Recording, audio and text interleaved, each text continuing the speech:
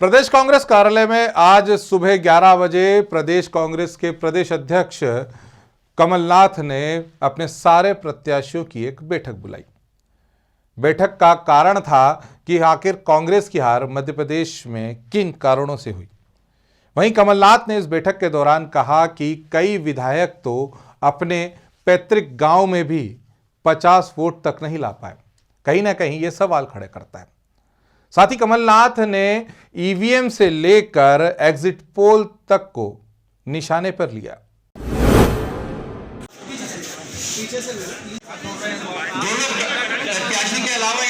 नहीं, कोई तालमेल में कमी नहीं थी। ये तो काला धन बहुत सारा काला धन खर्च हुआ है। आप कल्पना नहीं कर सकते कितना काला धन खर्च हुआ है। भाई ईडी से पूछिए, इनकम टैक्स से पूछिए, वहाँ छापे क्यों नहीं मार रहे हैं? ये काला धन चुनाव में कहाँ से आ रहा है? कहाँ ईडी, कहाँ इनकम टैक्स? ईवीएम का कारण नहीं, मैं आपको बता रहा हूँ, बहुत ज़्यादा पैसा बांटा गया है, लोगों को गरीबी का फायदा उठाया गया है, वोट खरीदे गए हैं। ये कारण, बहुत सारे कारण हो सकते हैं। जब पूरी चर्चा हो जाए, विश्लेषण हो जाए, उसके बाद ही कुछ कहने लायक रहूं। पुराने स्टाइल में जब तक बैलेट पे वोट नहीं पड़ेगा, ये चूक आपको दिखती रहेगी भारत में। अंग्रेजों का शासन आया 200 वर्षों का, इसी तरह ये एक दौर आया है। ये ईवीएम माता का कमाल है। मैं आपसे बता रहा हूँ ना, हर मशीन पे ईवीएम का, और ये अब खुल भी जाएगा, क्योंकि लगभग जानकारी तो है आदमी को, वहाँ तक आदमी समझ चुका है कि कहाँ तक क्या है। ईवीएम में हर मशीन पे इन्होंने एक अप्रॉक्सीमेट करके पूरा एनालिसिस करके इन्होंने काम डाल रखा था। और जहाँ ये जीते हैं, मान लीजिए मैं 700 वोट से जीता, तो मुझे जीतना चाहिए 20,700 वोट से। अब इन्होंने अंदाजा करके 20,000 तक में फिक्स किया कि इतने में अपना काम हो जाएगा। ये चूक गए, मान लीजिए हम 700 से निकल गए। ऐसे हुआ। मध्य प्रदेश में जो भारतीय जनता पार्टी की अप्रत्याशित जीत हुई है, ये पूरी तरह जीत हमें संदेहात्मक है। जनता रो रही है, भाजपा खुशियां मना रही है। नौजवान हजारों की तादाद में हमारे चुनाव अभियान में जो कभी नहीं निकले, पहली बार जीवन में देखा मैंने। आक्रोश इतना था कि बिना हमारे प्रयास के भारी भारी रैलियां लोग इकट्ठे होते थे। प्रधानमंत्री नरेंद्र मोदी जी और शिवराज सिंह की सभाओं में लोग इकट्ठा नहीं होते थे, कुर्सियां खाली पड़ी रहती थी। लेकिन एक तरफ से इस तरह की भारी विजय 2018 के चुनाव में कहीं नजर नहीं आ रहा था कि कोई कांग्रेस की सरकार या इतनी सीटें आने वाली है।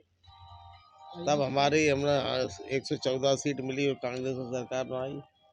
इस बार हर जवान प्रदेश की 8-8.5 करोड़ जनता के जवान पे ये मामला था कि सरकार बदल रही है, इसको हटाना है। नौजवान हो, किसान हो, मजदूर हो, व्यापारी हो, शासकीय अधिकारी कर्मचारी हो, इसमें मैं मानता हूँ, मेरी जो सोच है तो मान्यता पक्की है, कहीं ना कहीं ईवीएम मशीनों के द्वारा गड़बड़ियाँ करके मोदी ने, मध्य प्रदेश और अमित शाह ने सरकार बनाई है। मैं देख रहा हूँ, अमित शाह जी ने घोषणा की उत्तर प्रदेश के लोकसभा चुनाव में हम 300 के पार सीटें आई। विधानसभा चुनाव में भी हम उत्तर प्रदेश के कई अलग जिलों में जाते हैं, संपर्क भी है, रिश्तेदारी में है, और हमारा लगा हुआ क्षेत्र भी है। उस समय समाजवादी पार्टी की लहर चल रही थी, लेकिन उस समय मोदी ने कहा कि हम 2/3 बहुमत से सरकार बनाएंगे, बन गई। मध्य प्रदेश में घोषणा की कि 250 से ऊपर, 150 से ऊपर हम सीटें लाएंगे, 150 के पार, 150 से पार आई। जब जिन देशों ने ये ईवीएम मशीनें चालू की थी, पश्चिम के सब देश हैं, उन्होंने मशीनें बंद कर दी, क्योंकि उनकी हैकिंग होकर परिणाम बदलना सिद्ध पाया गया था। परंतु प्रधानमंत्री मोदी मशीनों को क्यों नहीं बदलना चाहते?